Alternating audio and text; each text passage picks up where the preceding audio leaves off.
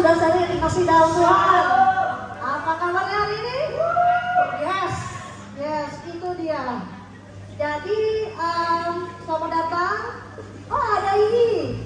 Welcome back.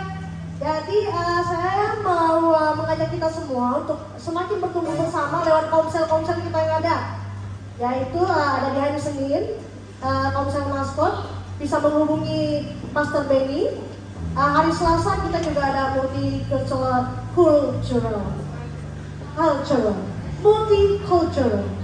bisa menghubungi Pastor Fanny. Hari Rabu ada komsel Islek bisa menghubungi Pastor Doni.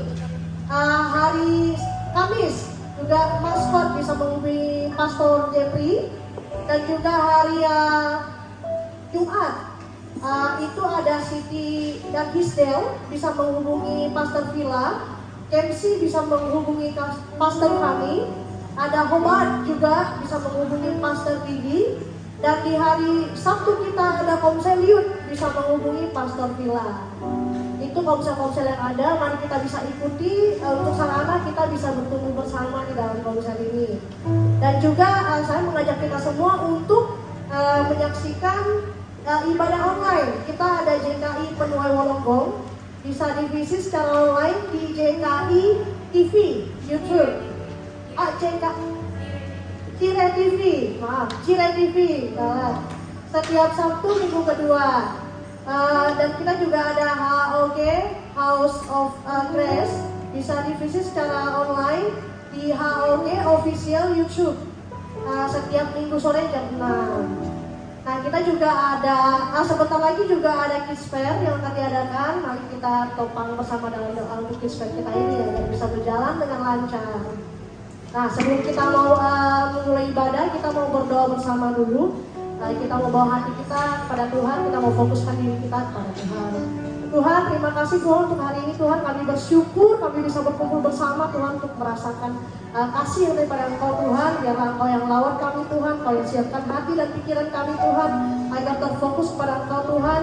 Jika ada roh yang tidak berasal daripada Engkau Tuhan, kami mau usir jauh-jauh dalam nama Yesus Tuhan. Biarlah hadirat-Mu Tuhan yang meliputi kami Tuhan, dan kami bisa semangat dalam memuji Engkau Tuhan, memberikan yang terbaik kepada Engkau Tuhan. Kami memulai Tuhan ibadah kami Tuhan, dalam nama Yesus kami berdoa yang siap, katakan amin. Yes. Mari kita bangkit berdiri, kita akan memuji-muji Tuhan. Udah kenyang, udah makan, udah ngobrol. Waktunya kita beribadah kepada Tuhan, amin. Ibadah minggu itu ibadah raya. Kita katakan ibadah raya. Ibadah raya. Nah, kita merayakan kebaikan Tuhan. Jadi, ayo bersukacita di rumah Tuhan. Tunjukkan senyum termanismu kepada sebelah-sebelahmu. Mana? Kayaknya perlu stretching nih, ya. Oke, siap memuji Tuhan? Siap memuji Tuhan? Amin. Suaranya siap memuji Tuhan? Iya, kita mulai.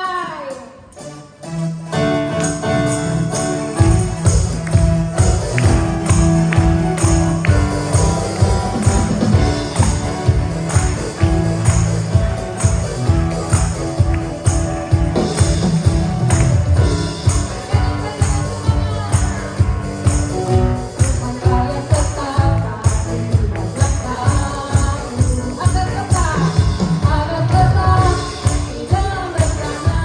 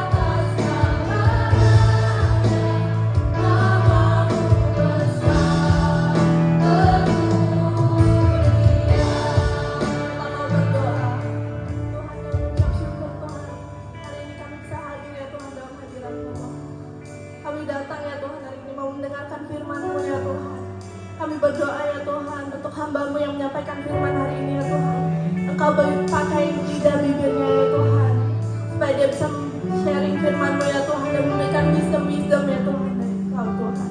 Tuhan, kami juga mau berdoa ya Tuhan untuk negara kami ya Tuhan, untuk Indonesia ya Tuhan, untuk Australia ya Tuhan.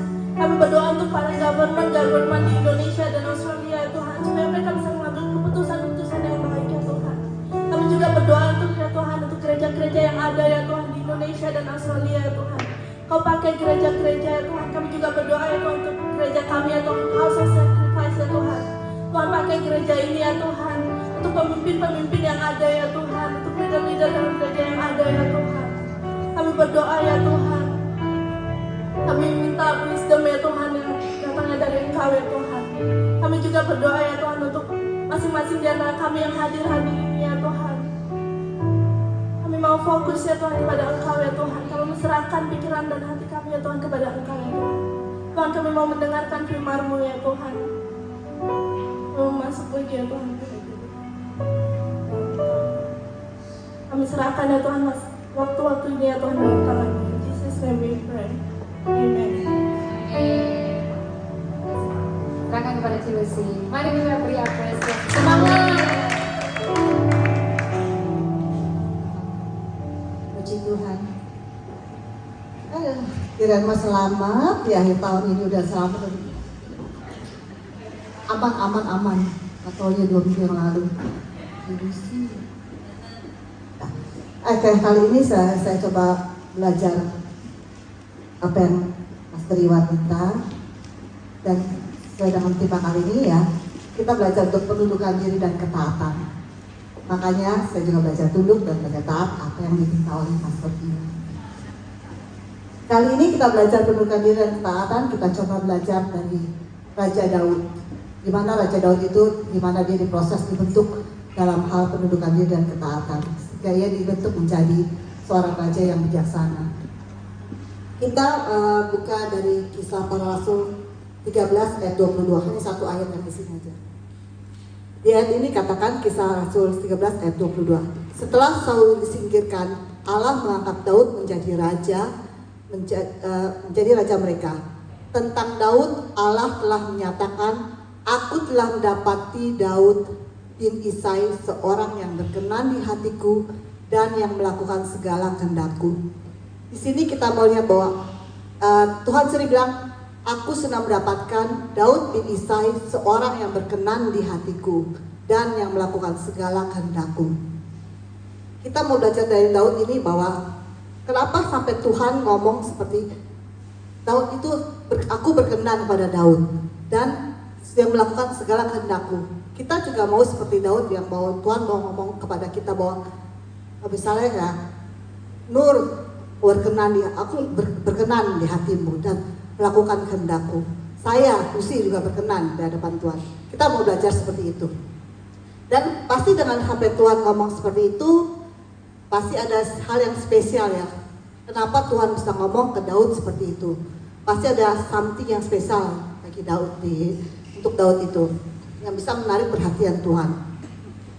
Apa sih yang spesialnya di Daud itu? Kita tahu ya bahwa Daud itu orang yang sangat mengasihi Tuhan dan yang suka menyembah Tuhan. Kita bisa baca dari Mazmur, kitab-kitab Daud yang sudah ditulis oleh dia. Kalau kita lihat dan kita baca baik-baik ya, sejak dari perjanjian lama itu kita lihat ya, bahwa Daud itu hidupnya tidak mengikuti dengan peraturan agama, tetapi dia memiliki hati yang suka menundukkan diri dan taat kepada Tuhan. Walaupun dia hidup dalam perjanjian lama, tapi dia hidupnya tidak menuruti dengan aturan agama, tapi dia hidupnya dengan yang memiliki hati yang suka menundukkan diri dan taat kepada Tuhan. Daud memang melakukan kesalahan dalam hidupnya, tapi dia berbalik pada Tuhan dan dia menyerahkan semua hidupnya kepada Tuhan. Dialah apapun yang terjadi dalam hidupnya, dia tetap memilih Tuhan. Itu dia. Dan kita mau belajar dari mana sih sebenarnya Daud bisa memiliki hati seperti itu? Dari mana sih? Dari kita tahu bahwa kita bisa pelajari ya bahwa Daud itu tanpa sadar, hati Daud itu dibentuk dan dilatih untuk tunduk dan taat lewat banyak hal yang terjadi dalam hidupnya. Contohnya, Contohnya, waktu Raja Samuel mau memilih memilih raja dari keluarga Daud, kan dipilihkan siapin tuh keluarga Daud kan kakak-kakaknya, kayak disiapin kakak-kakaknya, ayo kamu siapkan waktu Nabi Samuel mau datang, kakaknya siapkan, ayo siapkan kamu mau dipilih dari anak-anak itu salah satu jadi raja. Tapi hanya Daud yang disuruh mengembalakan domba-dombanya. Pasti kan dalam hati juga Daud pasti bilang, oh kenapa saya, yang lain pada siapin, ada persiapan diri, kakaknya pada sibuk siapin diri gitu, mau rapi-rapi mencabut Nabi Samuel. Tapi kenapa ayahnya hanya menyuruh Daud, ini kamu pergi mengalahkan dua tiga ekor dombanya itu, pergi jauh-jauh dah gitu. Kenapa dia? Tapi kan sebenarnya pasti dalam hati Daud juga, aduh pasti kan kesel ya, iri lah, pasti kan sedih lah, sakit hatinya lah pasti lah. Yang lain pada siap-siap mau dipilih jadi raja, kok saya cuma enggak disuruh ikut, bilang itu. Tapi saya suruh membalin domba. Tapi di situ kita belajar bahwa Daud itu tunduk apa yang diperintahkan oleh bapaknya. Ya, biarpun disuruh menggunakan domba cuma 2-3 domba, ya udah dia gembalakan. Dan itu kita belajar bahwa dari hal itu aja Daud sudah tunduk.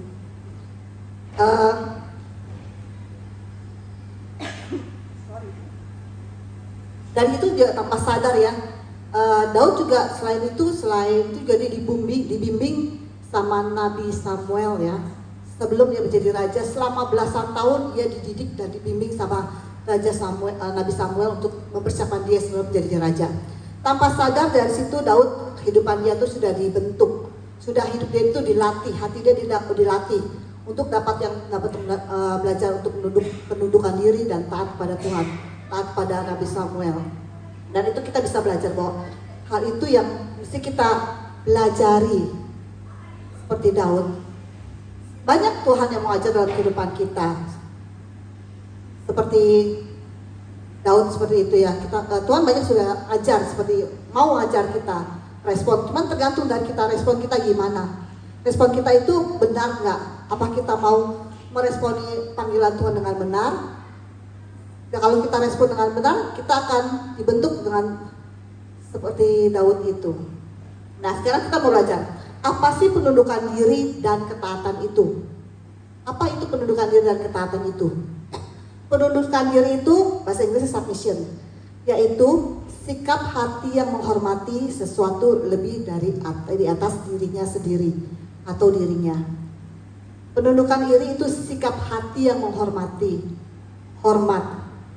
Sedangkan sikap hati ya, kalau orang hormat itu kan pasti orang menghormati yang di atasnya.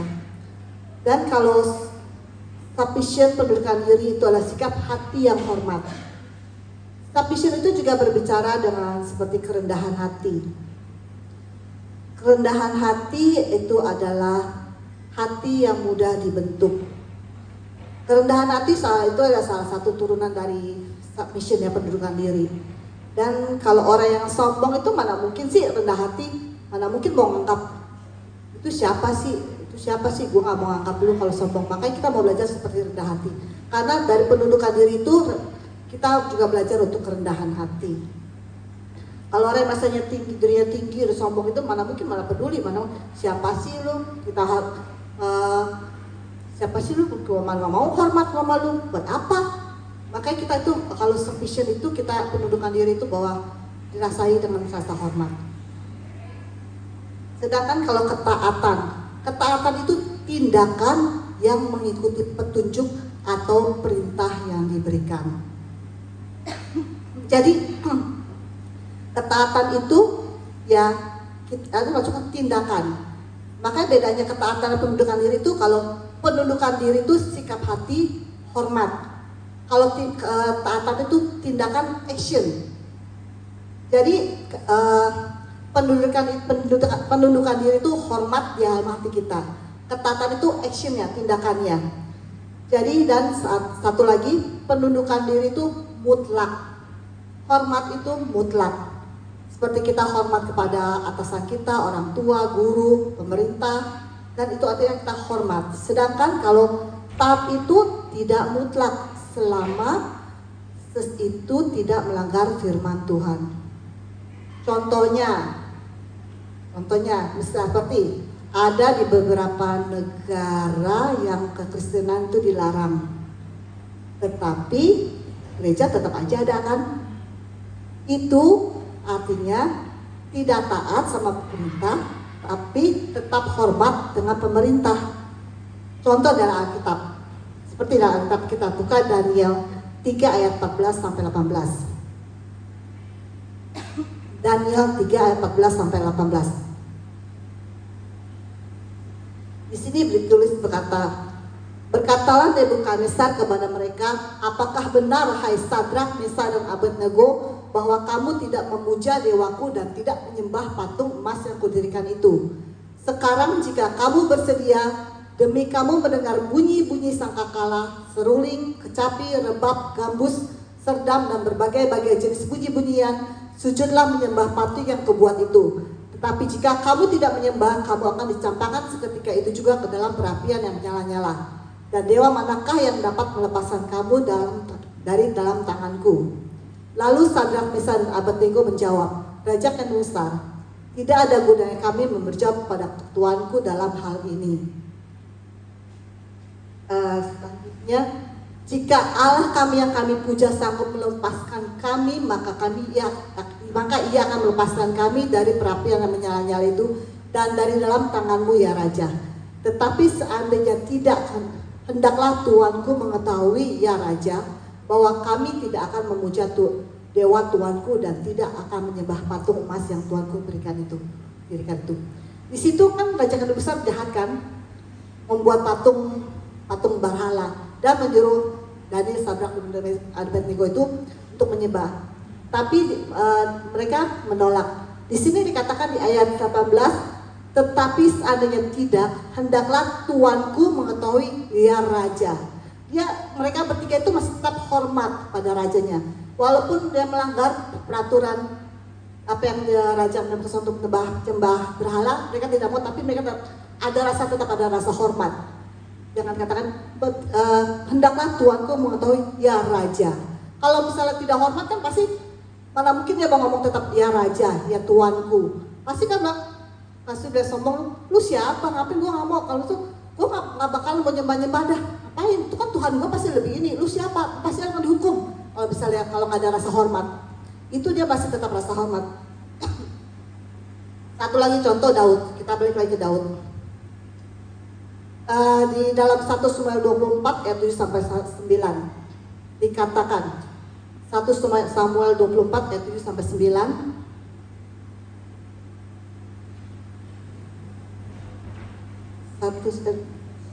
Berkata gini, lalu berkatalah ia kepada orang-orangnya, dijauhkanlah Tuhanlah kiranya daripadaku untuk melakukan hal yang demikian kepada tuanku, kepada orang yang diurapi Tuhan, yakni menjamah dia, sebab dialah orang yang diurapi Tuhan. Dan Daud mencegah orang-orangnya dengan perkataan itu. Ia tidak mengizinkan mereka bangkit menyerang Saul. Lalu sementara itu Saul telah bangun meninggalkan gua itu hendak melanjutkan perjalanan. Kemudian bangunlah Daud, ia keluar dari dalam gua itu dan berseru pada Saul dari belakang, katanya, Tuanku Raja. Saul menoleh ke belakang dan Daud bertelut dengan mukanya ke tanah dan sujud menyembah.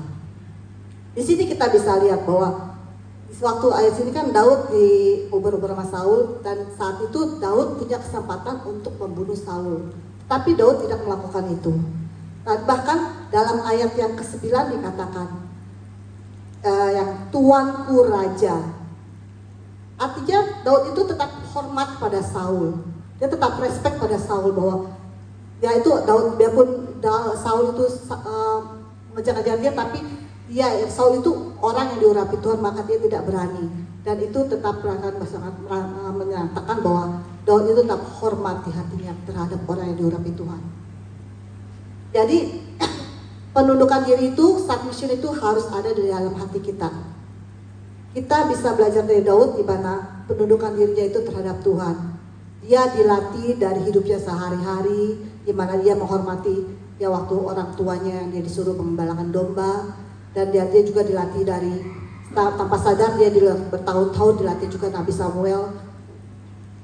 yang membuat hatinya Daud itu bisa menyembah sama Tuhan. Tunduk sama Tuhan dalam segala keadaan, menghormati Tuhan, ada keputusan Tuhan. Itu yang Daud lakukan. Dia tunduk pada Tuhan dan semua apapun keputusan Tuhan, Daud menurut seperti itu. Sampai akhirnya seperti tadi di Kisah Para Rasul bilang bahwa Tuhan bilang, aku berkenan kepada Daud bin Isai. Nah, kita coba kita percaya ya bahwa pembentukan Tuhan itu bukan cuma di Daud aja, tapi juga untuk diri kita semua. Pembentukan penundukan diri ini, semua penundukan diri kita Tuhan juga belajar. Nah, kenapa sih Tuhan mau kita menundukkan diri dan taat? Kenapa sih Tuhan mau kita supaya tunduk dan taat? Yang pertama, dikatakan manusia itu didesain untuk menyembah Tuhan. Dalam Pengkhotbah 3 ayat 11 dikatakan, ia membuat segala sesuatu indah pada waktunya, bahkan ia memberikan kekekalan dalam hati mereka. Tetapi manusia tidak dapat menyelami pekerjaan dilakukan Allah dari awal sampai akhir. Kita itu udah sebagai manusia udah didesain untuk ambil kekekalan bersama dalam Tuhan. Kita tidak didesain untuk binasa. Karena itu Tuhan ngajarin kita untuk penundukan diri dan ketaatan supaya kita bisa belajar penundukan diri sama Tuhan, taat sama Tuhan. Itu bagian yang terbaik yang tidak diambil dari kita kalau kita mau belajar menyembah Tuhan. Tuhan sedang melatih kita. Kita sebagai manusia itu tidak dapat menyelami pekerjaan Tuhan yang dilakukan dalam diri kita, dalam kehidupan kita. Kita ini terbatas. Kita nggak bisa lihat cara kerja Tuhan gimana, kita terbatas. Otak kita itu kan cuma kecil, mana bisa kita mau tahu apa yang Tuhan mau gitu loh. Karena itu Tuhan melatih kita untuk membuat seluruh tatanan hidup kita selalu ada otoritas di atas kita. Kenapa selalu ada otoritas? Ya, kita boleh bilang paling hebat, tapi tetap aja ada orang yang di atas kita yang kita harus tunduk. Contohnya lah, contoh di Indonesia, kalau dalam pemerintahan kita sebagai warga kita harus tunduk pada siapa? Warga dulu dah yang kecil, RT, RW, kelurahan, kecamatan. Itu aja kita ada tingkat tindakannya, tingkatan di mana kita harus tunduk ya. Karena hidup ya kita itu sedang dilatih sama Tuhan. Kalau orang yang memberontak itu pasti sulit untuk menyembah Tuhan, pasti sulit untuk tunduk. Orang yang terbiasa hidupnya mau seenak-enaknya lah, nggak mau nurut lah, mau apalah, tanpa sadar itu hidupnya itu terlatih untuk memberontak terhadap Tuhan. Susah diarahkan, susah dibimbing. Gimana mau Tuhan bentuk kalau kita selalu memberontak? Makanya kita harus belajar taat dan tunduk dulu.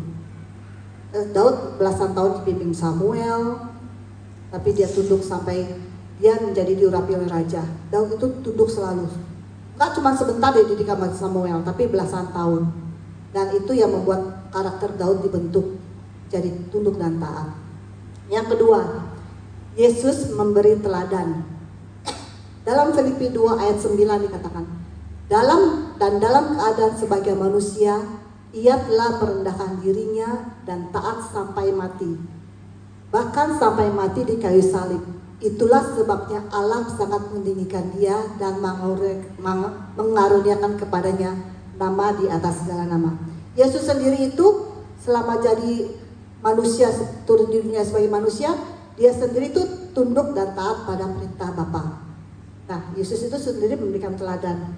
Ya, biarlah kita juga ingat bahwa Tuhan aja tunduk dan taat pada perintah Bapa, apalagi kita. Yang ketiga, kenapa kita buat tunduk dan taat? Tidak ada otoritas yang tidak berasal dari Allah, dari Tuhan. Roma 13 ayat 1 tiap-tiap orang harus takluk kepada pemerintah yang di atasnya. Sebab tidak ada pemerintah yang tidak berasal dari Allah, dan pemerintah-pemerintah yang ada ditetapkan oleh Allah. Jadi Tuhan membentuk pemerintahan di negeri ini ya, untuk supaya kita tunduk. Kalau Tuhan mau, misalnya Tuhan, contoh lah, Tuhan gak suka sama pejabat yang mana, lah salah satu pejabat, Tuhan bisa aja tuh waktu-waktu diapain lah, bisa dibikin kolaps lah, atau bisa bikin hilang secara tiba-tiba. Kalau bisa aja Tuhan kan berkuasa ya. bisa aja lah. Tapi Tuhan masih, kalau Tuhan masih izinkan itu, dia ada. Tapi artinya ada sesuatu yang Tuhan mau kita supaya belajar. Jadi Tuhan, kenapa Tuhan kita mau menundukkan diri taat? Kita didesain untuk menyembah Tuhan. Yesus sendiri memberikan teladan dan tidak ada otoritas yang tidak berasal dari Tuhan. Sekarang kita kepada siapa aja yang kita harus tunduk dan taat. Ada tingkat-tingkatannya kita harus tunduk dan taat. Dan ada, kalau kita tunduk dan taat pada otoritas yang ada ini, ada manfaatnya.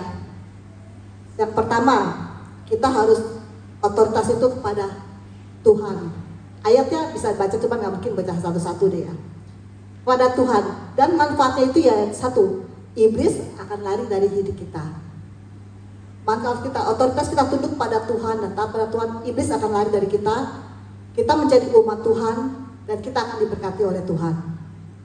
Ya. Yang kedua, orang tua. Orang tua kita tunduk dan taat pada orang tua, ya kita akan bahagia dan panjang umur. Yang ketiga, pasangan suami istri. Ayatnya ada, kalau kita manfaatnya itu adalah doa tidak akan terhalang. Dan kita akan mewarisi kasih karunia. Dan ketiga, agar tidak membuat kesaksian buruk tentang firman Tuhan. Jadi kesaksian yang baik. Yang keempat, kita harus otoritasnya itu pada hormat pada pemimpin rohani. Manfaatnya, ya kita dijaga secara rohani karena kita selalu didoakan oleh pemimpin rohani kita. Dan juga pemimpin rohani kita itu menjadi sukacita, bukan dengan keluh kesah, tidak kesal dengan ya gembala-gembalanya, ya murid-muridnya gitu. Pasti dia dengan jadi sukacita, senang, happy gitu loh. Yang kelima, kita adalah tunduk otoritas kepada pemerintah. Karena dengan kita tunduk pada pemerintah, manfaatnya orang-orang yang tidak mengenal Tuhan akan menjadi memuliakan Tuhan, menjadi contoh untuk orang yang tidak mengenal Tuhan. Dan hidup kita tidak menjadi takut. Karena kalau kita melanggar, melakukan dosa, melanggar hukum, pasti hidup kita takut karena ya anggaplah misalnya, jangan deh kayak istilahnya banyak orang yang merampok lah, bunuh lah, apa itu kan pasti hidupnya takut kan. Dan kalau kita tunduk dan hormat pada pemerintah, ya hidup kita tidak akan terjadi takut karena hidup kita itu sehidup sesuai dengan firman Tuhan. Kalau kita yang keenam, kita bekerja dengan atasan kita. Karena dengan atasan kita dan kita akan mendapatkan manfaatnya firman Tuhan itu dimuliakan. Itu ada ayat-ayatnya, cuma kita nggak bisa buka satu-satu ya. Dan kita kedua dibentuk menjadi serupa dengan Kristus. Dan kita menerima balasan dari Tuhan. Itu semua ayat-ayatnya ada. Yang terakhir, kepada siapa kita harus tunduk, yaitu kepada orang yang lebih tua. Karena kalau kita tunduk pada orang yang lebih tua, kita akan ditinggikan oleh Tuhan.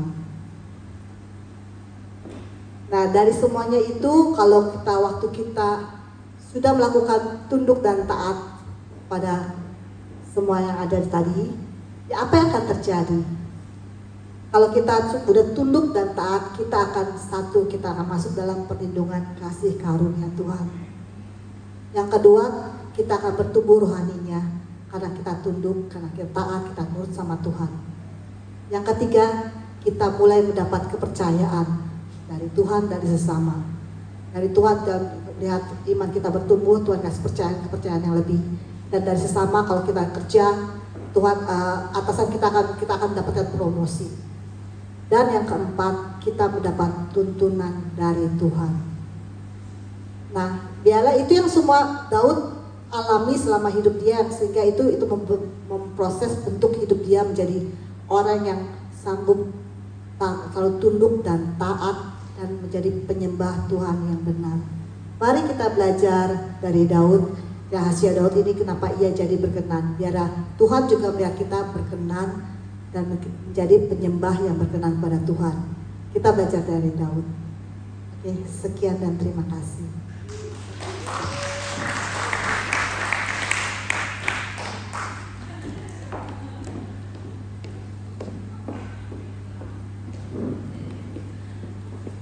Oke, thank you Chelsea yang udah sharing firman Tuhan buat kita hari ini. Satu hal yang yang banyak sekali orang miss di sini adalah pelajaran mengenai submission. Memang submission itu nggak gampang, menundukkan diri kita di atas otoritas di bawah otoritas seseorang, dan ketika orang lain itu harus ngatur hidup kita yang belum tentu diatur itu enak, belum tentu perintahnya itu enak, belum tentu perintahnya itu bikin kita senang, bikin kita makin happy, itu belum tentu kita gampang dengan mudah membuat hidup kita submit akan orang tersebut. Tapi Tuhan toh nggak milih seseorang itu yang yang Tuhan itu di dalam otoritasnya itu dia mencocok-cocokkan seseorang, memberikan pasal-pasalnya itu kepada orang ini, orang ini submissionnya kepada orang ini. Dan kalau itu dilakukan sungguh-sungguh, ya benar, 4 hal yang sebenarnya menjadi keuntungan kalau orang itu punya submission, itu akan terjadi dalam kehidupan kita. Nah, saudara, kalau kita nggak punya submission, kita akan susah kemana-mana, akan susah di bawah perjalanan rohani kita, akan susah. Karena bagaimana caranya untuk seseorang bisa bertumbuh tanpa melewati proses? Nah, otoritas itu akan berikan kita proses-prosesnya, kesempatan untuk melakukan proses-prosesnya itu, supaya kita bisa mengalami pertumbuhan di dalam kerohanian kita. Kalau tidak ada submission, itu memang paling susah. Susah buat diajak maju. Diajak maju nggak bisa, diajak kerja sama nggak bisa, selalu rebel, berontak terus, cari yang paling aman buat diri dia, tapi nggak bisa lagi nurut karena ya memang submissionnya lemah, ketaatannya lemah, penundukan dirinya lemah. Nah, yang paling mesti dijaga dalam keluarga yang paling gak jauh-jauh adalah suami dan istri, karena Alkitab jelas banget berkata bahwa hai istri, tunduklah kepada suamimu. Nggak jauh-jauh itu. Kalau berani punya suami, harus berani submit, harus berani punya submission. Kalau enggak, Ray, batalkan Ray. Denny, kalau sampai pasanganmu denger ini hari ini mungkin enak aja 3 bulan lagi. Emang pasti? Belum tentu. Banyak berdoa supaya kejadian dapat istri yang submit. Nah, saudara, Alkitab ngajarin istri tunduklah kepada suamimu. Hai suami, kasihilah istrimu seperti Kristus mengasihi jemaatnya. Kalau Kristus mengasihi jemaatnya, berapa kali sih jemaat selingkuh dari Tuhan? Benar ya? Jadi suami itu pekerjaannya memang luar biasa berat. Harus memiliki kasih yang benar-benar mengasihi istrinya. Saya suka tanya sama teman-teman yang pre-marriage counseling. Kira-kira kalau pasanganmu selingkuh, kira-kira berapa kali diampunin? Sekali oke gak? Kalau sekali saya bisa ngampunin. 2 kali bisa nggak? Udah mulai mikir jawabnya. 3 kali bisa nggak? Wah, kayak batasnya berapa? 3 kali kok. Setelah itu udah nggak bisa. Coba baca ayatnya. Seperti Kristus mengasihi jemaat. Artinya apa? Berapa kali kita berpaling setia dari Tuhan, benar nggak? Tapi karena ini ngomong soal penundukan diri, well, kita bahas soal istri aja, karena istri tunduk kepada suami. Nah, saudara, ayo kita bahas sebentar.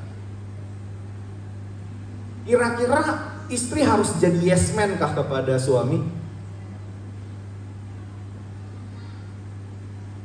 Yes man. Karena saya ada di bawah otoritas suami, kira-kira istri itu harus jadi yes man kah? Kalau suami berkata ini, yes sir.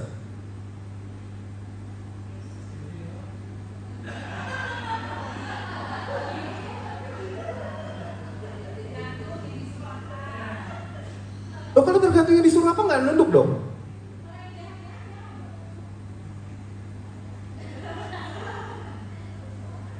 Seyakin apa kita punya suami gak jahat masalahnya? Karena keputusannya ada yang baik, ada yang jahat. Kalau pas lagi ketemu yang keputusan urusannya jahat gimana?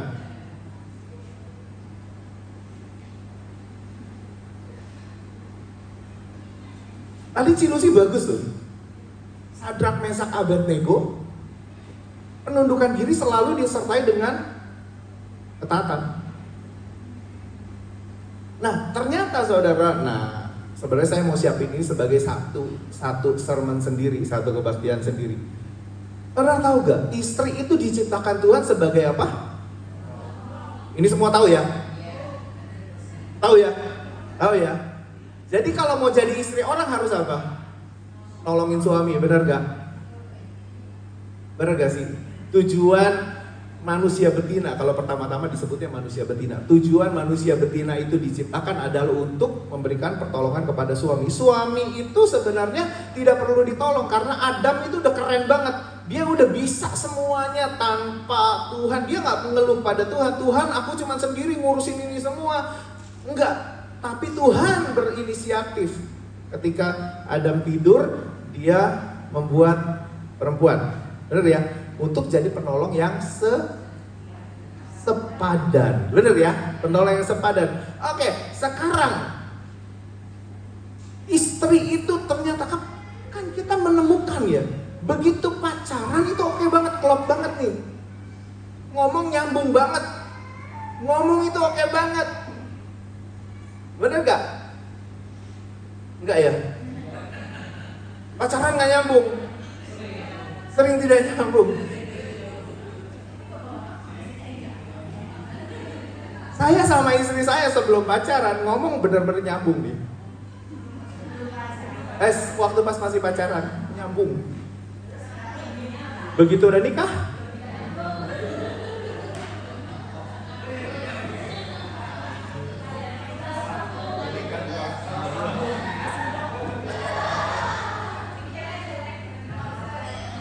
saudara mesti ngerti konsep ini. Saya baru ngerti konsep ini kira-kira 3 minggu yang lalu nih. Sebelum Bapak pulang saya dapat konsep ini nih. Ya, makanya saya bilang saya mau siapkan itu sebenarnya jadi satu sermon sendiri. Saudara tahu gak, di dalam bahasa Ibraninya kata penolong itu, istri yang dijadikan oleh Tuhan sebagai penolongnya Adam, itu artinya apa sebenarnya?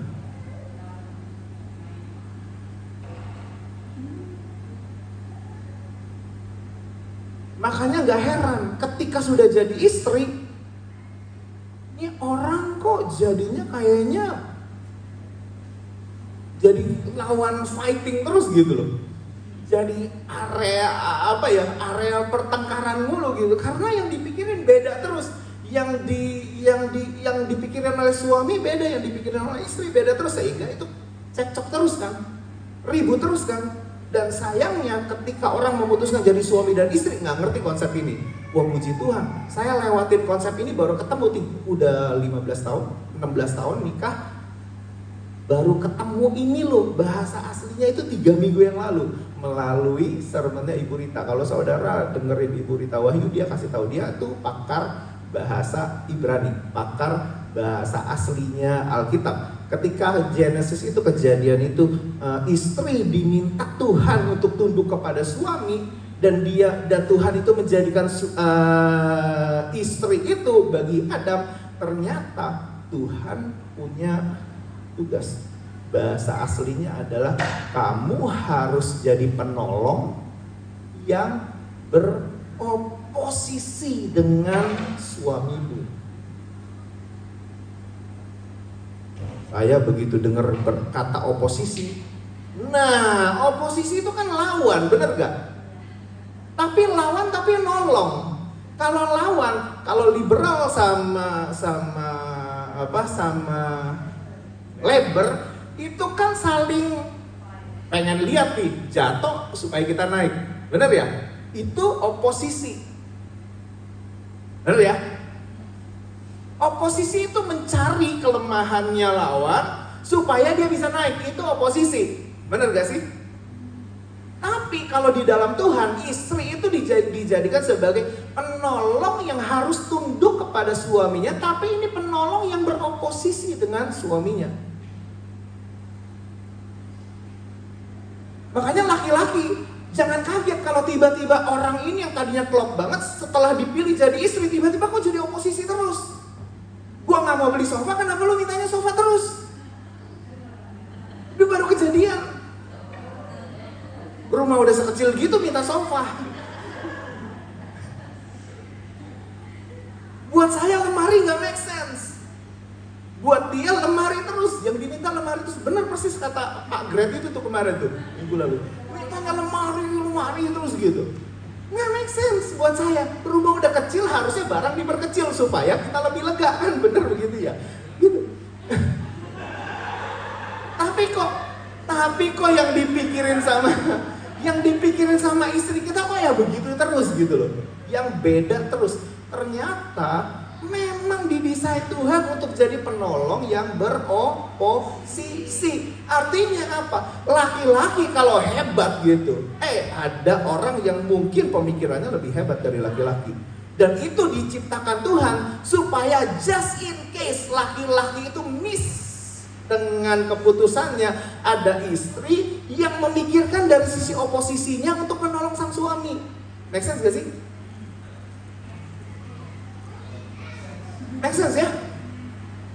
Jadi jangan heran kalau keputusan kita langsung diinterrupt sama apa yang dia pikirkan. Aku mau coba nolong suami aku, tapi suamiku kalau punya pikiran gitu, kayaknya ada yang lebih baik deh. Kita kan mikirnya istri ini nggak tunduk nih. Gue udah mikirin, laki-laki. Ada hal di mana kita sering banget miss ngambil keputusan, atau ngambil keputusan yang baik, bukan yang lebih baik. Nah, gunanya istri sometimes adalah dia jadi orang yang ditugaskan Tuhan untuk mikirin sesuatu yang different, cara mikirnya beda dari sang lelaki, sang suami. Supaya apa? Supaya ada pertimbangan yang mungkin lebih baik daripada pertimbangan sang suami. Make sense gak? Sepadan itu begitu. Nah, tapi repotnya jadi istri adalah dia mesti tunduk sama suami. Makasih. Kan repotnya begitu. Oke. Saya suka bilang sama lo, kalau kita lagi berdebat gitu ya, saya suka bilang, oke, ayo kita berdebat. Saya punya pemikiran, kalau saya berani ngomong something, berarti saya ada poin benar ya. Karena kalau saya sudah jelas-jelas salah, saya pasti diam langsung. Tapi kalau saya berani bilang, nggak bisa begitu dong, berarti ada hal yang saya pandang bahwa saya itu benar.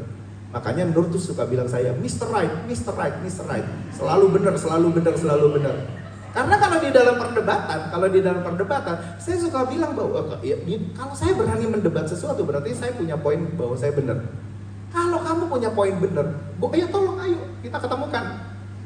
Kalau kamu punya lebih benar, aku ikut punya kamu. Kalau aku yang benar, ya ikut dong. Nggak rela banget sih ngikut gitu, maksudnya gitu ya, benar ya? Karena memang suami istri itu ya memang mesti ada dua pandangan yang kadang-kadang mungkin dari sana lebih baik gitu. Nah, laki juga jangan bego-bego banget gitu sehingga keputusannya salah terus. Ya nggak bisa begitu juga kan, bener ya? Nah, makanya dua-duanya ini mesti jalan, mesti kerjasama. Supaya apa? Supaya ketika yang satu ngikut, itu tahu bahwa oh, yang ini lagi lebih bagus. Yang satunya lagi ketika ikut, oh, yang itu memang lebih baik. Sehingga waktu pas menundukkan dirinya nggak susah. Jadi penolong yang beroposisi. Kalau kau yakin bahwa pilihan Tuhan atas hidupmu adalah istri yang selalu berupaya untuk menolong keluarga ini jadi keluarga yang lebih baik, ayo cari mana yang lebih baik. Supaya apa? Supaya nunduknya gampang. Karena kalau tidak, kita akan merasa loh, orang kok beda terus dan maunya itu terus. Well, maybe ketika dapat itu memang lebih baik.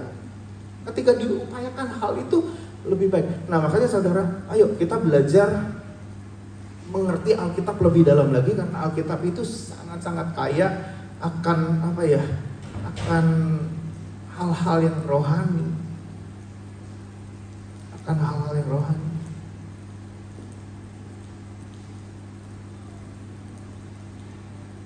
Jadi kalau istri kita nggak nunduk, mungkin karena dia orang yang mencoba untuk menolong keluarganya dengan memikirkan hal yang beroposisi dari suami, mungkin itu saatnya dia berkata, aku lebih baik taat kepada Tuhan dulu, karena ketaatanku akan Tuhan itu menolong keluargaku. Nggak get it ya maksudnya ya. Susah ya dapatnya ya. Saya waktu pas mikirin ini sambil nyetir sambil mikirin, oh ya benar juga ya. Kenapa keputusan saya kok beda sama keputusan istri? Padahal waktu pas pacaran tuh klop banget. Begitu udah kawin, mulai beda. Padahal ya memang itu tujuan Tuhan, supaya kalau ada hal yang saya miss, itu bisa ditolong oleh istri kita, karena dia akan lihat poin yang dimana aku kepingin lihat kesalahan dia di mana, jangan sampai dia jatuh di situ. Aku lihat dari sudut pandang di mana kelemahan-kelemahan keputusannya dia, sehingga aku bisa jadi penolong buat dia, sehingga rumah tangga ini bisa jalan dengan lebih baik lagi. Ada keputusan yang lebih baik, ada keputusan yang lebih baik yang diambil. Make sense ya? Saya itu gak punya iman beli barang-barang baru, gak punya iman. Iman saya kecil kalau soal itu. Pemikirannya kecil. Istri saya bilang, gak salah ambil yang itu. Waktu pas mau beli mobil, istri saya punya iman, saya gak punya. Beda kan? Buat saya ngitung, kerja sendiri ngitung ya, benar ya. Jangan sampai salah. Istri saya punya iman. Dalam hal ini, saya ngitung tuh berbulan-bulan ngitung. Dalam hal ini, ketika saya mulai ngitung, istri saya benar. Saya ikutin keputusan istri saya. Karena ada pertimbangan yang dia lihat, ini kelemahan suami ini. Kalau apa-apa barang maunya bekas.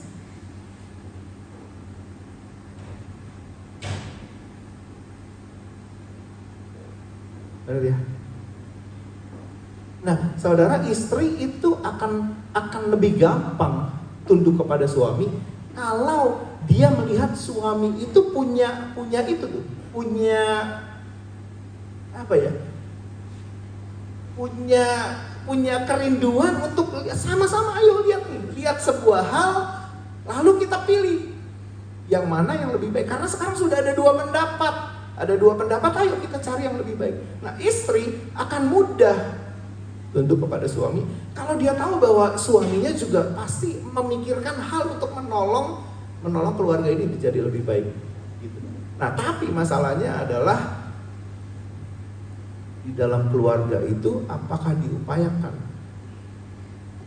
prinsip-prinsip di mana sang suami juga harus tunduk kepada Tuhan, istri juga harus tunduk kepada Tuhan. Kalau saudara lihat di orang-orang Jewish itu, orang-orang Yahudi itu mereka taruh topi kecil kan di sini ya, benar ya, kipa ya namanya ya. Itu lambang bahwa di atas kepala mereka tuh ada otoritas yang lebih tinggi lagi, yaitu Tuhan, benar ya. Itu supaya terus mengingatkan dia bahwa di atas kepalanya dia itu ada otoritas yang lebih tinggi lagi yang dia mesti tunduk gitu. Nah, suami kalau mengerjakan itu, aku ngambil keputusan, ya memang aku pembuat keputusan, aku decision terakhirnya ya memang aku gitu. Tapi aku tahu bahwa ada otoritas lagi, dan aku nggak mau mengorbankan keputusan-keputusan rumah tangga ini karena egonya aku gitu. Sehingga membuat istri jadi susah buat tunduk kepada suami. Nah, kalau istri mengetahui bahwa, oh dia masih melakukan itu kok, ada kepalanya dia lagi yaitu Tuhan, dan dia takut akan Tuhan dan dia menghormati Tuhannya, sehingga aku akan lebih gampang submit kepada suamiku. Nah, dua-duanya mesti mengupayakan ini supaya nanti akan jadi gampang banget. Nah, coba cek sekarang di dalam kehidupan kita, apa yang beda? Memang tuh dibuat Tuhan supaya beda, supaya kita bisa lihat dua angle yang berbeda dan kita bisa ngambil keputusan yang benar dari situ, yang lebih baik. Yang lebih baik. Ini keputusannya baik, ini keputusannya baik. Tinggal cari mana yang lebih baik supaya kita dapat berkat yang lebih baik. Kan begitu, benar ya? Bisa nggak kita mengupayakan itu supaya rumah tangga itu mengalami hal yang baik? Yohana, Jeffrey, Benny beruntung dengerin kayak begini. Kita udah kawin 15 tahun dulu, 16 tahun dulu baru dengerin kayak begini. Jadi waktu pas punya istri, ketika biasa kita dihormati orang, biasa kita, oh yes, iya, pastor, tiba-tiba ketika punya istri bilang, no, ada yang lebih baik. Makanya itu Tuhan minta kita cari pasangan yang sepadan. Supaya apa? Kadang-kadang keputusan kita benar, yang kadang-kadang dia yang benar. Nyari yang paling benar gitu loh maksudnya. Simple words-nya begitu, cari yang lebih benar gitu. Supaya apa? Supaya ada pertimbangan, ada perbandingan, kita bisa cari yang lebih benar. Yang mana? Nah, kalau suami mengasihi istri, istri tunduk kepada suami, itu rumah tangga pasti akan diberkati Tuhan. Pasti akan mengalami berkat Tuhan. Jadi bukan masalah yes man-nya, bukan. Tapi masalah mengerti konsep tentang menundukkan diri itu. Suami, istri, ayo bekerja sama supaya rumah tanggamu jadi rumah tangga yang benar-benar diberkati oleh Tuhan dan jadi berkat yang besar bagi orang-orang di sekitar. Amin, saudara. Nah, sekarang sedikit lagi jemaat terhadap pemimpin rohani yang Tuhan taruh. Nah, ini bagaimana, saudara? Itu kan juga salah satu yang kita mesti kerjakan toh dalam hidup ini. Kita nggak akan bisa maju perjalanan rohani kita kalau kita punya rebel sistem di dalam hidup kita. Nggak mungkin bisa maju. Dikasih ini nolak, dikasih itu nggak mau, dikasih ini malah ngomongin di belakang, dikasih itu malah punya apa ya? Malah ada hal-hal yang justru yang kita kerjakan yang sebaliknya gitu. Nggak bisa. Kalau kau tahu bahwa pemimpin rohanimu itu ditaruh di tempatkan Tuhan untuk hidupmu, menjaga hidupmu, untuk look after hidupmu, well, submit.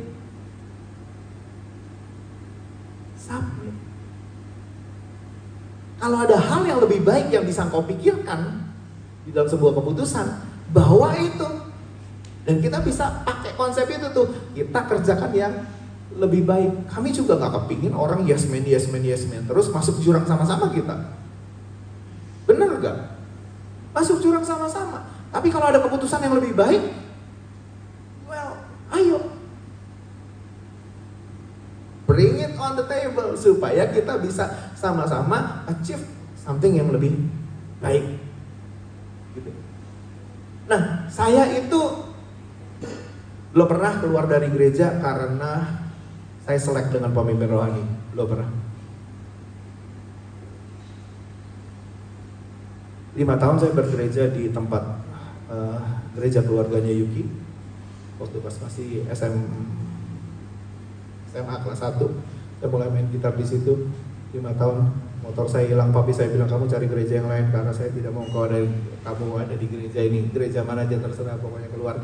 Singkat cerita, saya harus keluar dari gereja itu. 10 tahun saya bergereja di Lipo Karawaci. Saat teman-teman semua meninggalkan, saya bilang, ya ampun, kok begini banget ya.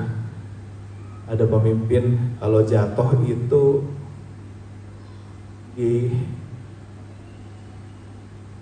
gimana ya, kalau ada pemimpin jatuh tuh bagaimana ya rasanya ya? Orang yang mendoakan kita, orang yang kasih kesempatan kita buat maju di dalam kerohanian, well, mereka juga nggak lepas dari cobaan dan godaan kan, benar ya? Tapi saya melihat ternyata orang-orang yang didoakan, yang dilayani, yang kalau sakit didoakan, yang kalau keluarganya butuh pertolongan doa didoakan, toh ya keluarga-keluarga itu yang pertama kali meninggalkan gereja tersebut. Dan bukan hanya meninggalkan, diomongin sana sini. 10 tahun saya di sana, sampai akhirnya saya dapat rencana Tuhan, dapat panggilan Tuhan untuk datang ke Australia. Di Australia sekarang ini sudah jalan 14 tahun. Saya di sini. Saya belajar submit. Saya pindah dari gereja bukan karena masalah. Saya pindah dari gereja nggak mau karena masalah. Karena saya nggak mau jadi orang yang bermasalah. Kalau di rumah sendiri, saya nganggap gereja itu rumah sendiri ya. Kalau ada orang tua bikin salah, well, kita jadi anak, kita yang cover, benar gak sih?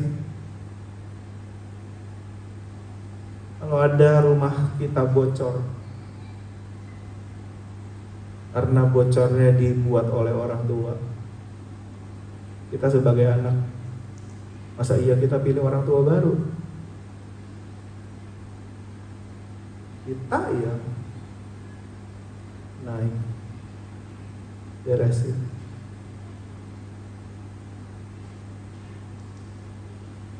Bisakah kita submit supaya perjalanan rohani kita mulus, maju terus,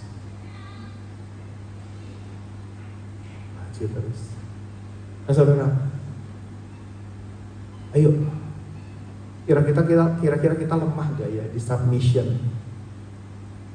Kalau kita lemah, kalau kita concern sama perjalanan rohani kita, pertumbuhan rohani kita, well, kita mesti upayakan supaya submission itu benar-benar ada dalam hidup kita. Iya. Siapa yang jadi pemimpin rohanimu?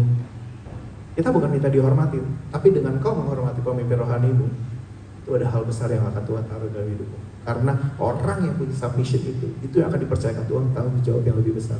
That's it.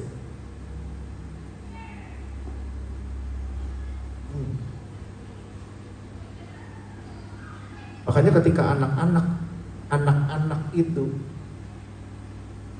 masa depannya seperti apa, biasanya orang tua khawatir kan ya, benar ya? Orang tua kan khawatir, anak ini jadi apa nih, anak ini jadi apa nih, anak ini jadi apa nih. Satu hal yang kita percaya bahwa kalau anak ini punya hal ini, yaitu apa? Submissionnya kepada orang tua, hormatnya kepada orang tua, ya anak ini akan perkasa. Nggak pinter hidup dia tetap. Kita juga bukan pinter-pinter banget hidup tuh sampai sekarang, bener gak sih? Tapi kalau anak ini punya hormat sama orang tua, keberuntungan tuh akan ngejar dia tuh, berkat Tuhan akan ngejar dia. Makanya sometimes kita tuh jadi apa ya? Jadi orang tua yang memang yang mesti ngajarin anak itu supaya ayah kamu hormat, kamu tunduk. Keputusan papi itu akan nolong kamu. Saya bilang sama Chloe, kalau kamu cari pacar, tolong libatkan kami.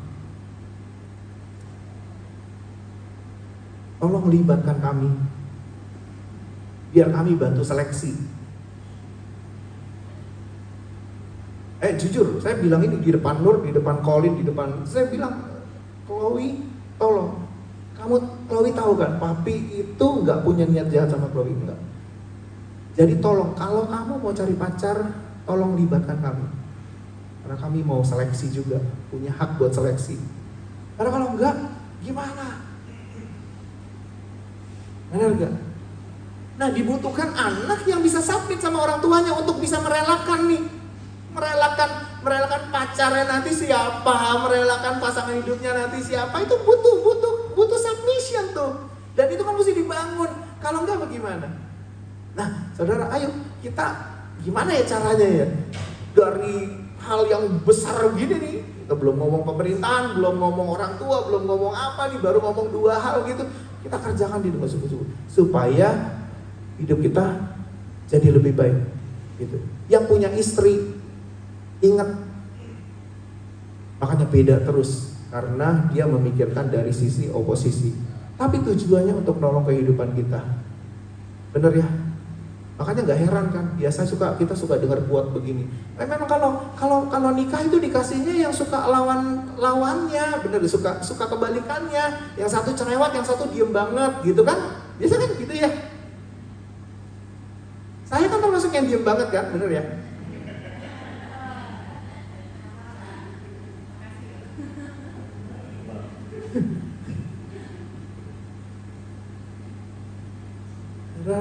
Memang begitu ternyata. Memang ternyata begitu. Nah, laki juga nggak usah heran kalau dia beda banget, beda terus, nggak usah heran. Yang memang didesain Tuhan untuk jadi penolong yang sepadan, yang beroposisi terus. Supaya apa? Supaya kita bisa lihat 2 angle. Supaya kita bisa memutuskan, oh kali ini lu yang benar nih, kali ini aku yang benar. Gitu. Supaya rumah tangga kita bisa berjalan dengan lebih baik. Anak-anak muda jangan pernah lupakan ini, supaya pernikahanmu kuat gitu.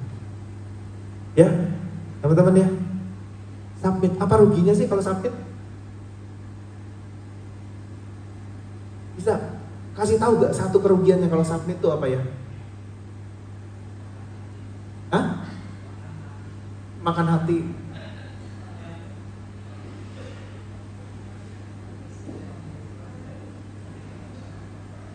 Kira-kira kerugiannya apa lagi? Lisa bisa tahu nggak kerugiannya? Kalau kerugiannya orang nggak submit itu apa ya kerugiannya? Iya.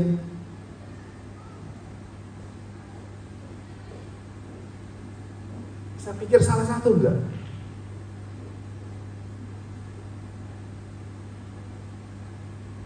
Si Natali bisa mikir satu enggak? Kerugiannya apa ya kalau nggak satu? Hah? Penyesalan. Yang nyesel yang mana nih?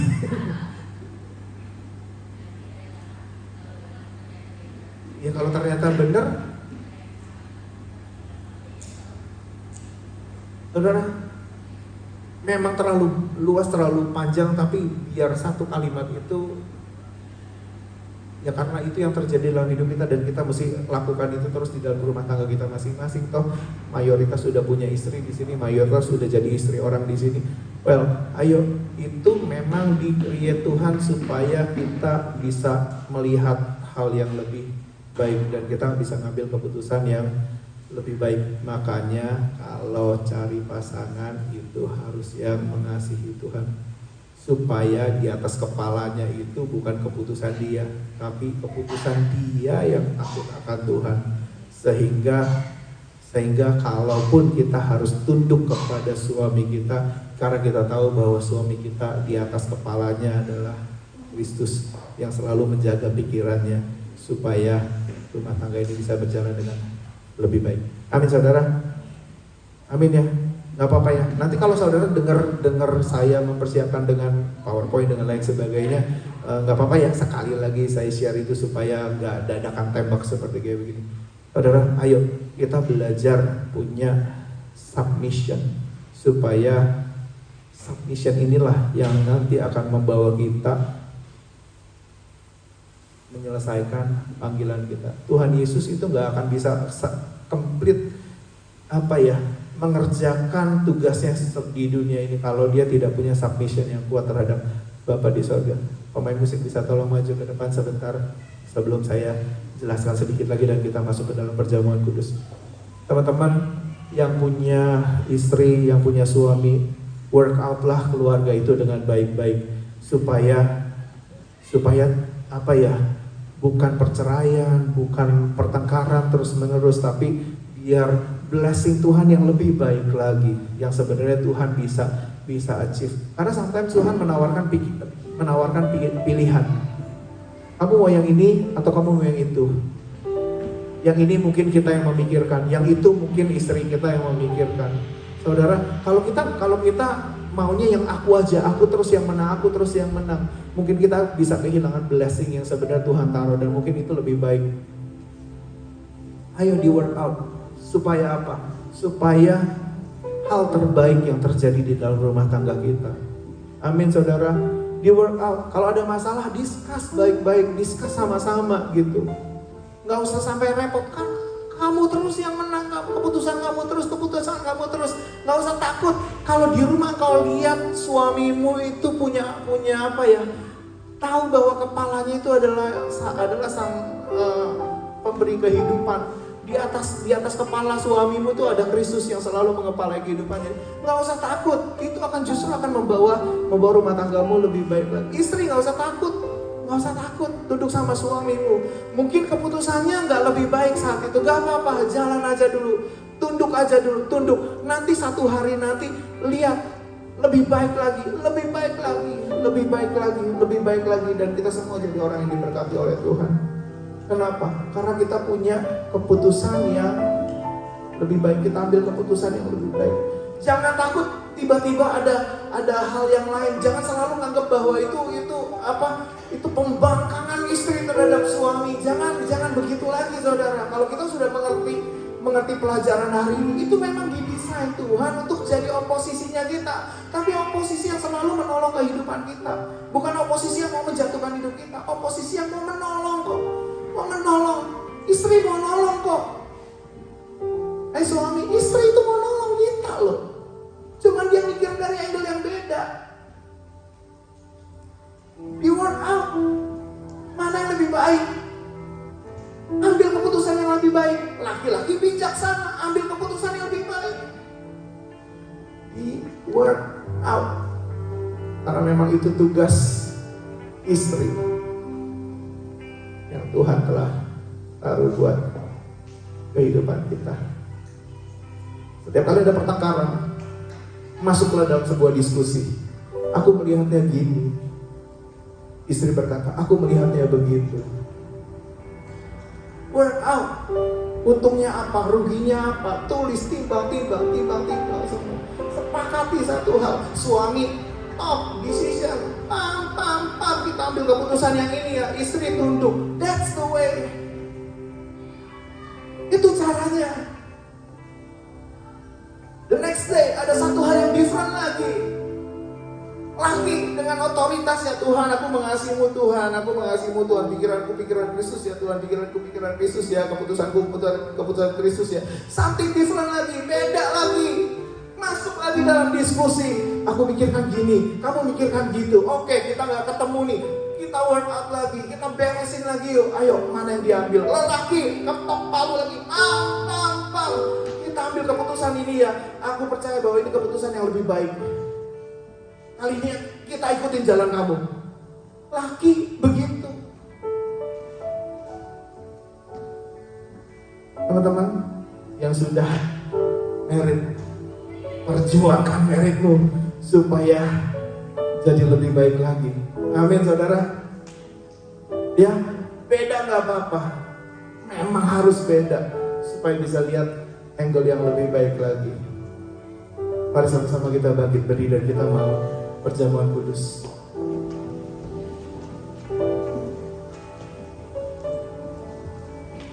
Mari kita siapkan hati kita untuk menerima perjamuan kudus. Kita sembah Tuhan dulu ya, menyenangkanmu. Aku senangkanmu, hanya itu kerinduanku.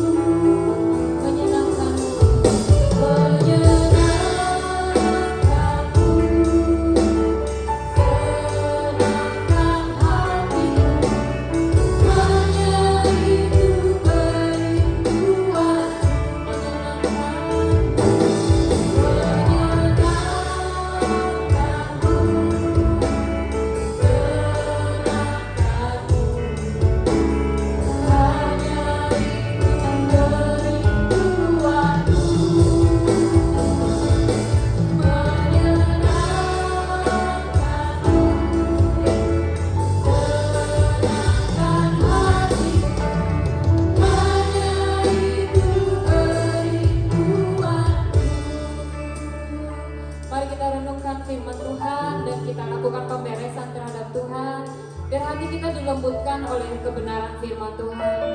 gak ada dari kita gak pernah berontak, gak ada dari kita yang sempurna. Semua kita punya kesalahan, semua kita pernah melakukan kesalahan. Tapi itulah manfaat firman Tuhan dibagikan, menuntun kita kembali ke jalan yang benar, menarik kita kembali untuk mengikuti hati Bapa. Penundukan diri adalah buah yang terus akan kita bangun, kita hasilkan, kita produksi setiap waktu. Kalau kemarin-kemarin kita nggak tunduk, hari ini dan ke depan kita bisa tunduk. Kalau kemarin-kemarin kita udah tunduk, hari ini dan ke depan kita juga akan belajar tunduk lagi. Mari kita renungkan firman ini. Saya mau setiap dari kita berdoa kepada Tuhan. Berdoalah kepada Tuhan dan berikan pengampunan juga, entah kepada pasangan, orang tua, pemimpin, bawahan, siapapun yang sudah pernah konflik atau terluka atau melukai kita di dalam penundukan diri, dalam mengambil keputusan, dalam tindakannya. Mari saudara, ketika singer menyanyikan lagu ini, berdoalah kepada Tuhan. Mari kita mempersiapkan hati untuk terima perjamuan kudus. Kirata karabaya kirata karabaya karanarama ya kirala rarabaya karabaya kirala rarabaya menyenangkan. Bapa, ini kami umat-Mu Tuhan. Kami mau hormati perjamuan kudus ini. Kami mau hormati untuk melakukan menerima tubuh dan darah Yesus ini. Kami mau lakukan pemberesan terhadap Tuhan. Bapa, ampuni kami atas setiap pemberontakan kami, terutama terhadap Tuhan dan terhadap sesama kami, Tuhan.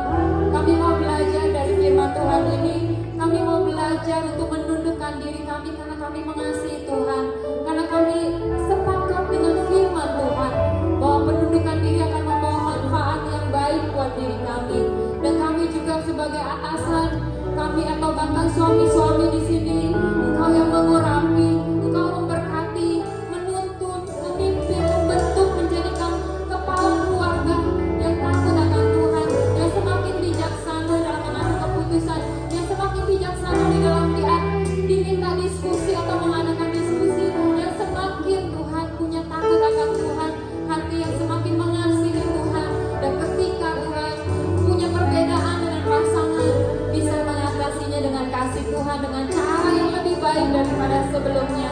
Bapa, pulihkan Tuhan setiap kami Tuhan dari pemberontakan, pulihkan setiap kami bahkan dari luka-luka yang pernah terjadi ya Tuhan, pulihkan setiap kami dari segala cara pandang yang salah Tuhan. Kami berdoa memberkati setiap pasangan, diberkati dengan yang baik yang daripada Tuhan, diberkati dengan cara sistem kerja Tuhan yang memasuki, menguasai, memimpin untuk pasangan-pasangan yang ada, untuk orang tua anak, untuk atasan bawahan Tuhan, untuk para pemimpin kami dan juga umat yang ada, bahkan untuk pemerintahan kami dan terutama kepada Tuhan. Biar hati kami ini Tuhan boleh tunduk kepadamu. Kami mau Tuhan belajar, kami tidak menyerah ya Bapak, kami tidak mau berhenti, kami tidak mau patah semangat, putus harapan. Kami mau belajar dan belajar lagi. Mari kita nyanyikan sama-sama.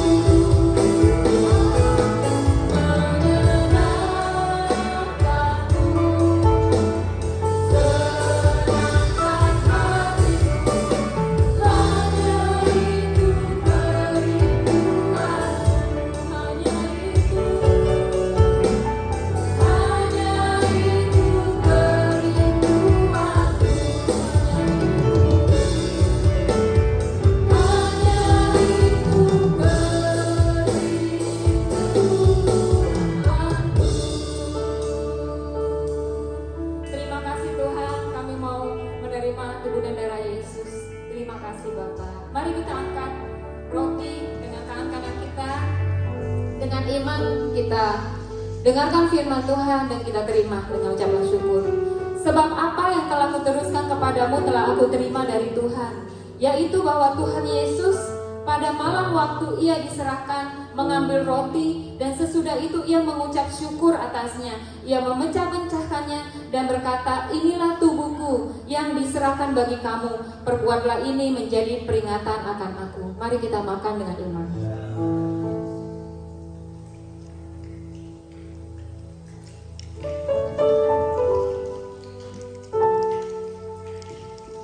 Kita angkat cawan ini dengan tangan kanan kita ke atas.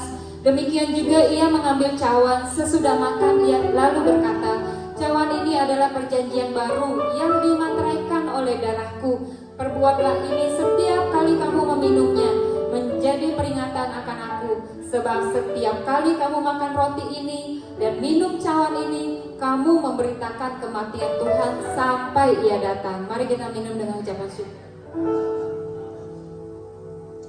Kita bersyukur kepada Tuhan. Terima kasih Tuhan, terima kasih Bapa. Kami bersyukur kami menjadi bagian dalam kerajaan Allah. Kami dipersatukan kepada Kristus. Kami sangat-sangat bersyukur Tuhan oleh penebusan-Mu di kayu salib bagi kami, oleh firman-Mu yang terus membersihkan kami, oleh kasih-Mu Tuhan yang terus Tuhan memberikan kami kesempatan demi kesempatan dan menjadikan kami Tuhan gambaran Kristus di dunia ini, cerminan Tuhan. Terima kasih, kami mau dedikasikan hidup kami kepada Tuhan, biar firman Tuhan mengurapi kami.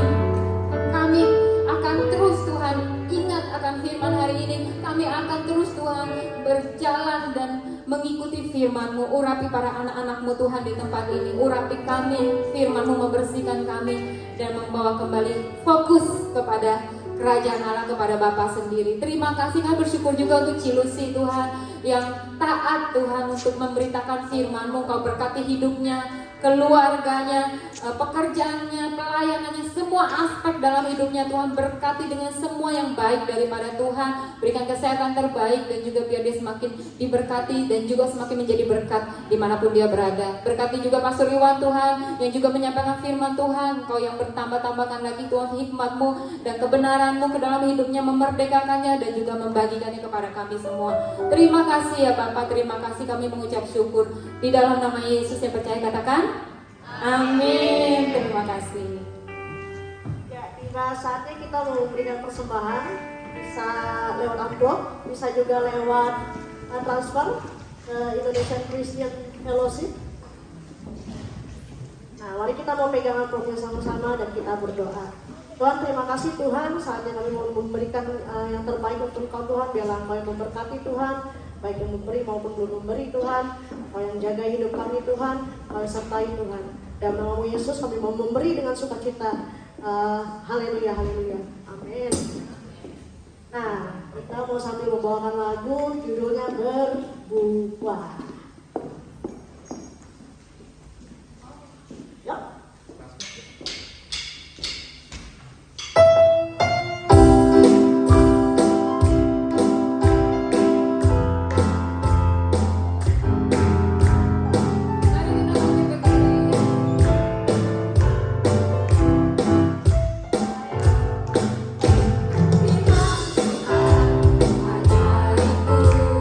Ajariku bertumbuh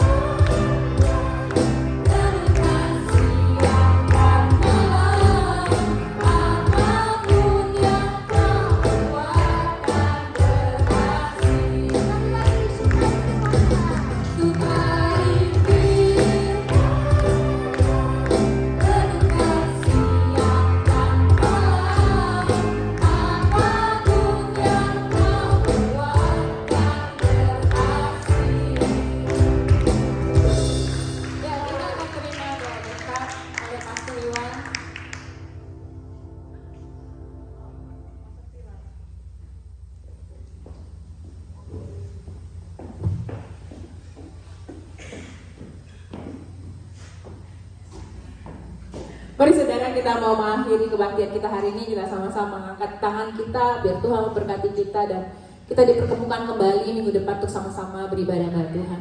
Tuhan, kami bersyukur untuk sore hari ini. Kami percaya ada kuasa di dalam setiap firman yang Kau taburkan, bahwa kami untuk naik level Tuhan dalam mengikuti Engkau, bahwa kami terus bertumbuh, berbuah Tuhan, menjadi orang-orang yang maksimal di dalam Engkau.